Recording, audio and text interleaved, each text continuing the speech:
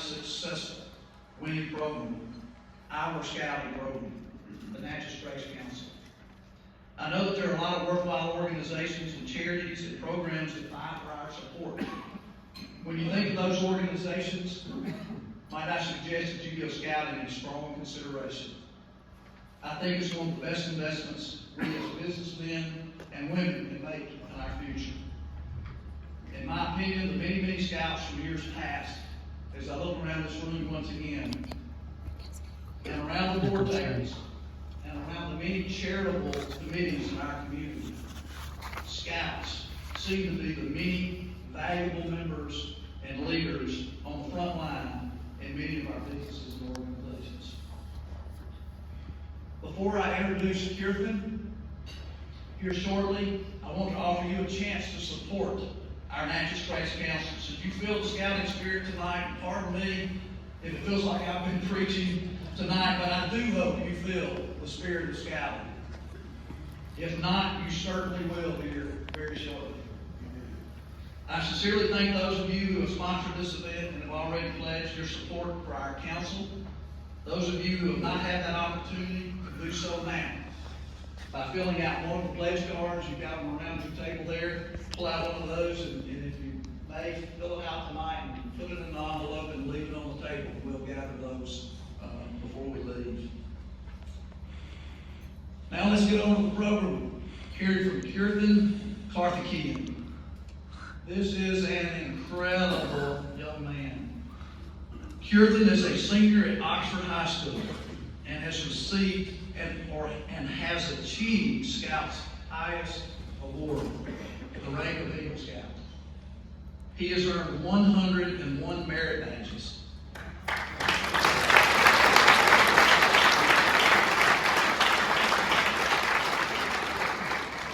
101 merit badges. There are only 21 merit badges required to get your Eagle Scout.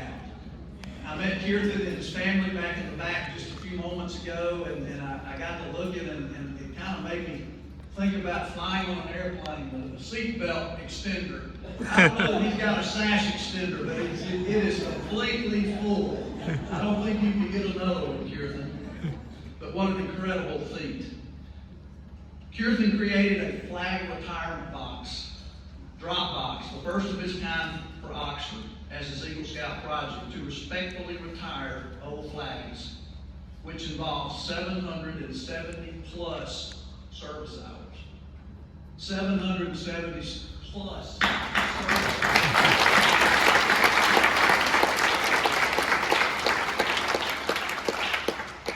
I would wager the bet, looking around here and adding up, there's probably not 770 combined in this room last year service hours. So, bingo again, Keerthin. Great job. He was recently announced by Oxford High School as the valedictorian of his class of 2023 with the highest GPA in school history.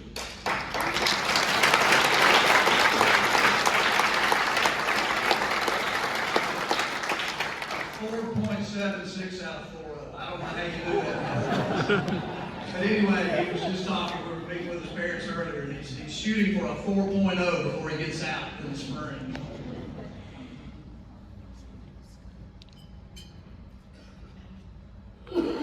He's hit the trifecta in my book. Also, most recently selected star student, national merit semifinalist, and currently awaiting. No, he's not currently waiting. I'm reading my script here, thanks to Brian Stager again. But I just understood from his mother that he has now been accepted as a national merit finalist.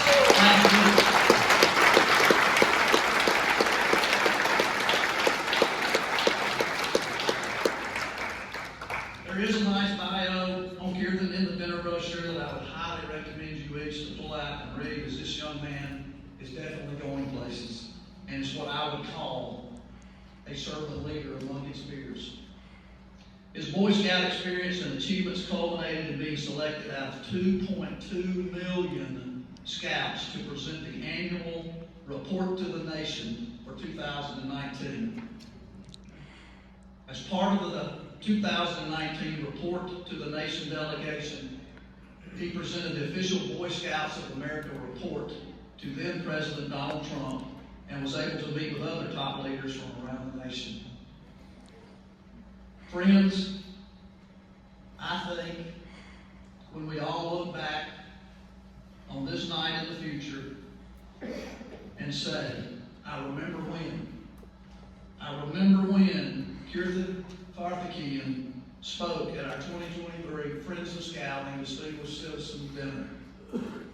This man is well on his way to achieving even loftier goals for the good of mankind. Ladies and gentlemen, I present to you Eagle Scout Keerthin.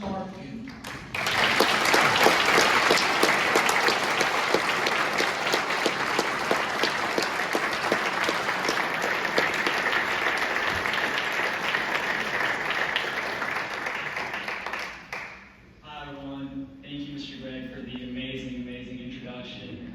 With every achievement you were saying, I was thinking, that's me. But yeah, thank you so much for it. I kind of asked for a better one. As Mr. Gregg said, my name is Keerthin, and I am an Eagle Scout. And scouting has made an incredible impact on my life through several different avenues. And I wish I could say I joined Scouts because I was mesmerized by the opportunities that came with it. Actually, I was mesmerized because of a really cool flashlight that they offered. To set the scene, I'm in second grade, and a local scout recruiter has come to our local officer school. And he talks all about this promise of adventure, of outdoors, of just being able to explore the world. And that sounds great and all, amazing, but his last line that he added was, you'd also get a free flashlight that if you shook would increase the battery charge. And that's what got me hooked into Scouts. And that's probably one of the greatest decisions, split in the moment, that I've ever made.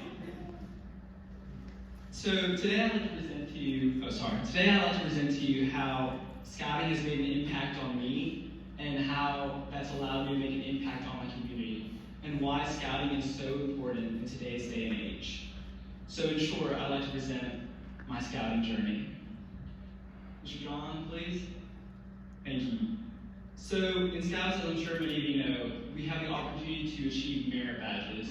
So a little description on how merit badges work is essentially with each one of these little patches that you have on your sash, is essentially a skill that you've earned through Scouts. And each one of these skills helps prepare you in life. Like for example, I have the automotive maintenance merit badge. And because I have the automotive maintenance merit badge, I don't have to pay $300 whenever my car breaks down. So that's really nice. And then it's also just things that you're interested in, like the astronomy merit badge. I would have never known about these things like lunar nebulas and other things like that without understanding the astronomy merit badge. So each one of these merit badges gives you a little pocket of information that you can use in your daily life, whether it's a party trick, like, hey, I know about that, or if it's anything else. So in these specific pictures, on the top left is I'm working with a scientist at the University of Mississippi. His name is Dr. Nirmal Pugh, and he helped me with the inventing merit badge, as he helped create several types of medicine as a natural science research scientist. And in the second merit badge, one of our greatest Oxford Police Department officers, Mr. John Edge, is an amazing, not John Edge, Mr. Drew is an incredible person who helped with with my fingerprinting merit badge. And then in the top right is Mayor Robin Townhill, who is the mayor of Oxford, and she helped me with the journalism merit badge. And I actually remember specifically the moment. So that was my first interview I was ever conducting with a person, and so I was waiting in the lobby of her office, and I was just getting called in, and I had no idea what to say. I had all these questions, and so the first thing I said to her was, "Hi, my name is Keerthin." So messed up immediately, but then we've become great friends since then. Thank you. And so then the picture in the bottom left is actually I was in Hawaii, and my parents were like, you might as well get a merit badge while you're here at it. So I ended up taking plant sciences while I was there in Hawaii.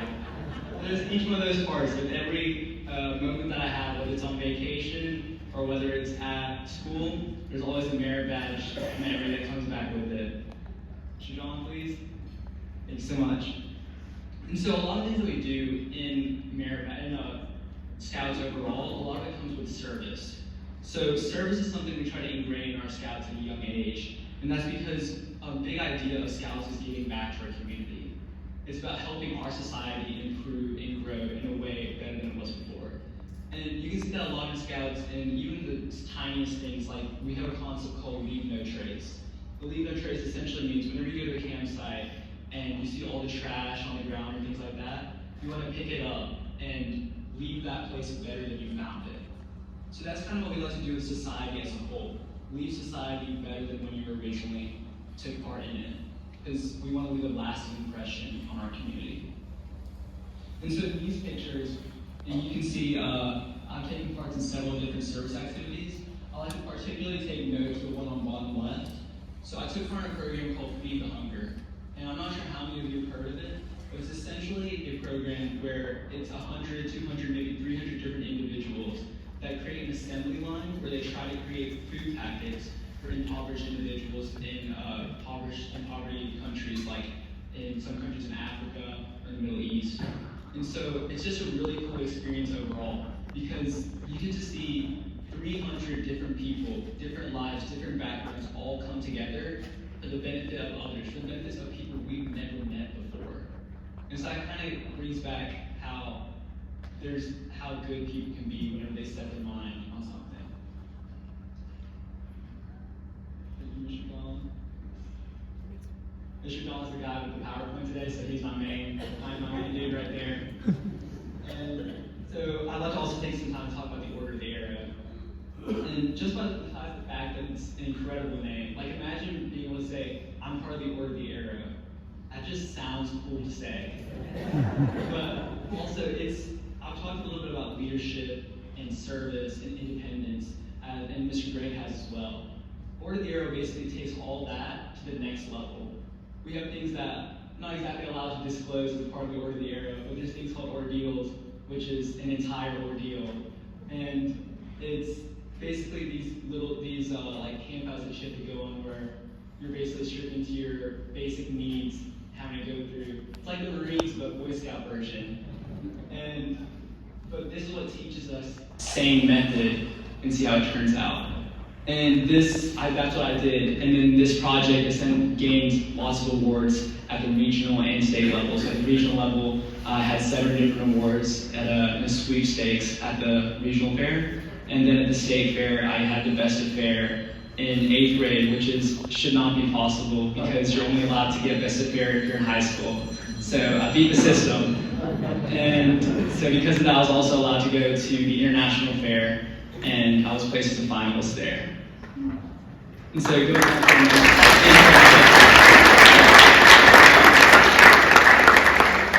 going back to Scouts, we all know about the capstone to the scouting, your scouting journey, which is the Eagle Project. So Mr. Gregg already gave an incredible discussion on it and what it is. And so, like Mr. Gregg said, I created a flag retirement drop box in my community. And that's because when I'm going down the streets, I see a lot of people that have flags in either the trash can or just laying there on the ground, which is obviously not where the symbol of our country is supposed to be. And so you can see all these old and worn flags, and no one has no idea what to do with them. So that's why I created a flag retirement drop box with the assistance of the Oshawa Police Department, where it's situated at, because people want to have a place of where they can set their old and worn flags, so it's not desecrating our national symbol, so that it can be retired at a respectable manner. So it's actually the Oshawa Police Department works with the fire department, so these flags are transported to the fire department, allowing them to be respectfully retired. And so, real quick, could you go back? Sorry, she's gone. So in the right picture actually as kind of the cherry on top for my Eagle project, I did a flag retirement ceremony of my own that I conducted at summer camp. And it was really great. It was actually this huge flag. It was like gigantic. And I remember one time I just skipped class in summer camp to cut this flag because it was so long. And then I ended up getting the, what are those things called? The brass, like kind of knuckles, there's a word for it. Yeah, promise. Then I ended up passing them out to the people that helped me with the flag retirement ceremony as a kind of like a gift or like a thank you. And now, could you go to the next slide? Thank you. And so then I was able to do my Eagle ceremony. And actually, one of my speakers for my Eagle ceremony is here, Dr. Meek. I don't know where he is right now. Thank you, Dr. Meek. Still an amazing speech. And just being able to experience having that moment of elation that I guess that's the thing that I want to tell all the scouts here that are here today. Once you have that Eagle ceremony, there'll be no other moment like that. To all the Eagle Scouts in that room, I'm sure you can agree with that. When you know you've reached that point where you can officially say you're an Eagle Scout, because there's a saying, once an Eagle, always an Eagle. That's when you know you can officially capture that saying. Thank you, Mr. Noel. And so, once as an Eagle Scout, I thought my role in Troop 45, the troop that I'm from, changed. So I became a junior assistant scoutmaster, where I partake in a more like recruiting effort and fundraising effort. So here are some of these scouts from Pack 4, which is our local pack where all the scouts, all the troops gain their scouts from. So it's always kind of a competition because all the students in that pack, they're close-knit, they want to go to the same troop. There's always a competition between the 3 troops to see who can get the scouts from that pack. And I'm not trying to brag or anything, but we've gone those students for the past 3 years. So Troop 45 is massive nowadays. And that I can only thank the people that are with me. So the people that are with me in helping recruit, in that picture is Aiden Woodfin, is also an Eagle Scout, and he's helped me greatly in bringing these kids over to Troop 45 to see what it's all about.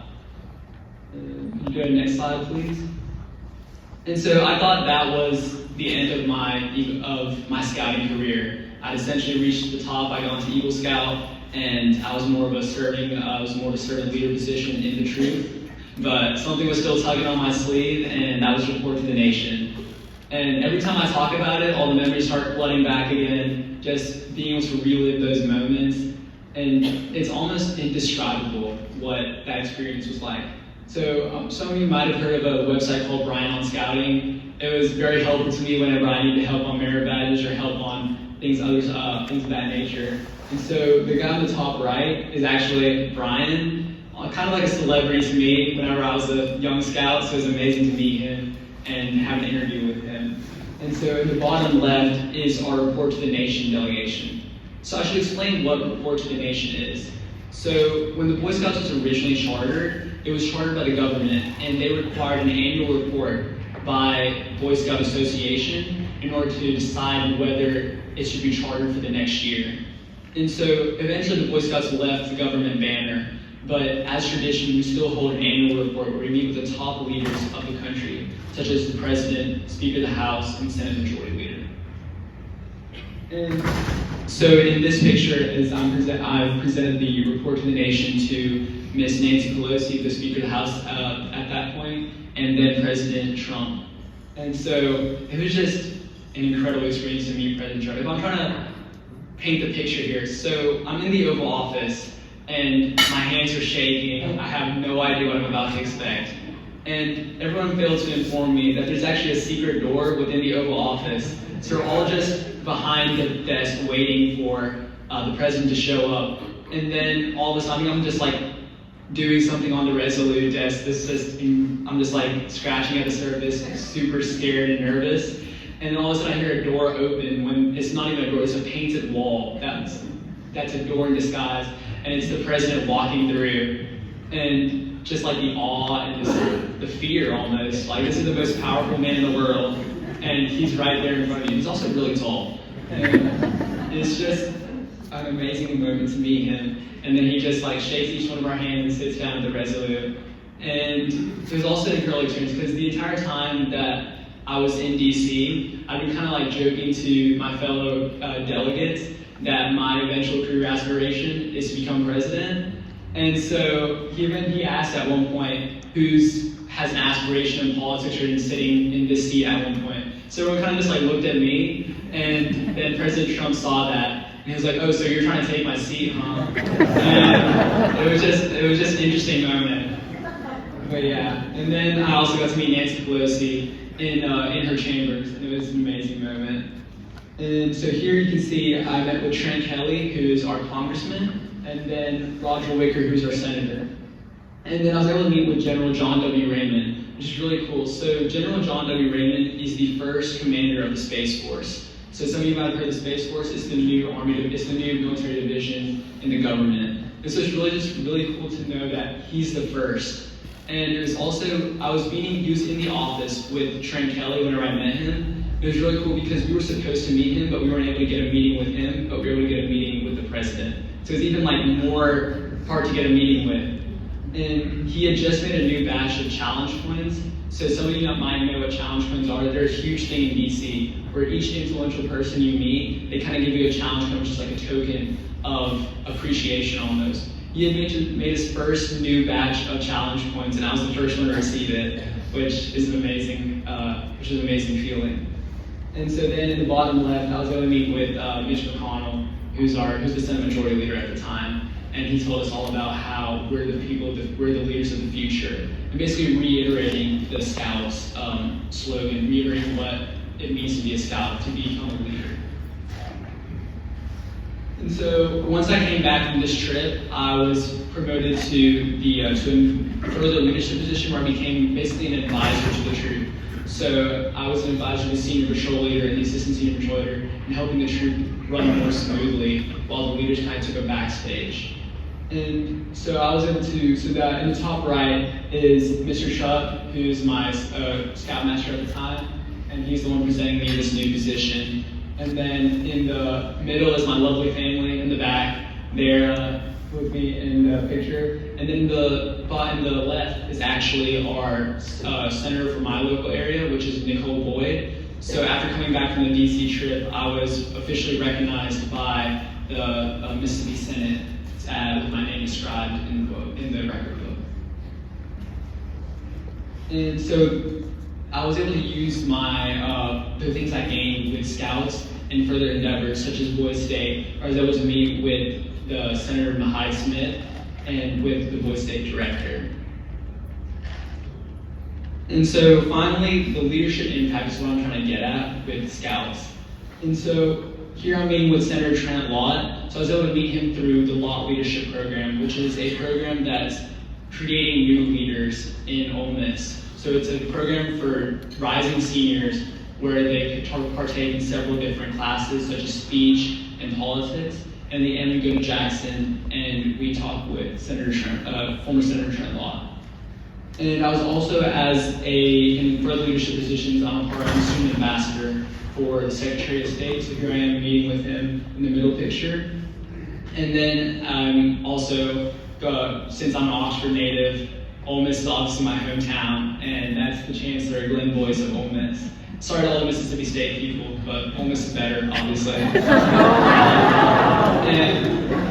then I'm giving a speech in the bottom left about the concept of grit, which is essentially putting in the most effort you possibly can into something. And I think that's something that a lot of our Scouts do, that they see that there's a goal, and by putting in the effort, you can reach that goal. Becoming an Eagle Scout means that you have the ability to put in effort to reach a goal that you want.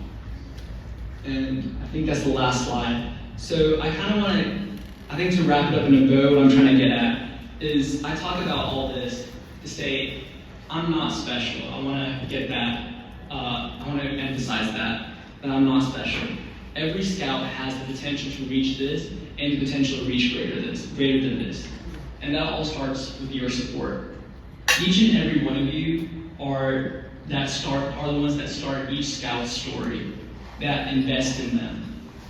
And that investment gets paid out with Boy Scouts' highest accomplishment, Eagle Scout. But with Eagle Scout comes giving back to our community. It's about helping it reach new heights. And that means becoming a leader.